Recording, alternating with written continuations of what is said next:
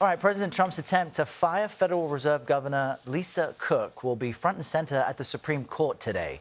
The president attempted to oust Cook last year, marking the first time in the Fed's 112-year history that a president attempted to fire a sitting governor. So far, the courts have allowed her to continue in her role as the case proceeds. Federal Reserve Chair Jerome Powell plans to attend the arguments in a show of support for Cook, which is just remarkable. CBS News legal reporter Katrina Kaufman is following this case for us and joins us now to discuss. So we've tried to kind of tee it up there, Katrina, but help us understand the central issues of this case as far as what the Supreme Court needs to rule on.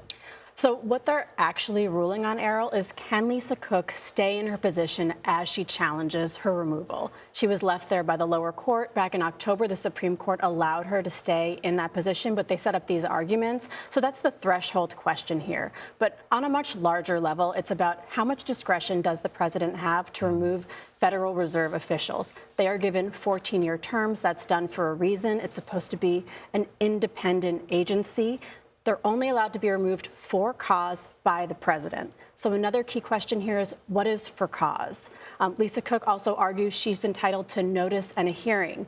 The Trump administration disagrees. She also says a court should be able to review this. The Trump administration also argues with that, Errol. They don't think a court should even be able to review this. They say the president has the authority here. And this is happening in the climate of even the Fed Chair Jerome Powell saying he's being investigated.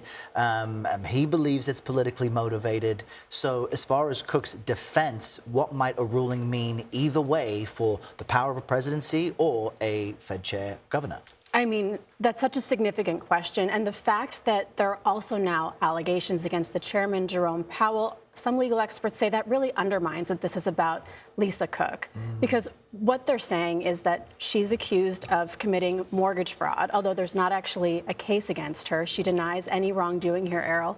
But also there's the issue that this allegation took place before she ever became a member of the Board of Governors for the Federal Reserve. So can you take prior behavior here and use that as a justification to remove someone? But from a larger scope, this is about the scope of presidential power. Will the court allow there to be potential political influence over the central bank, which is supposed to be an independent agency?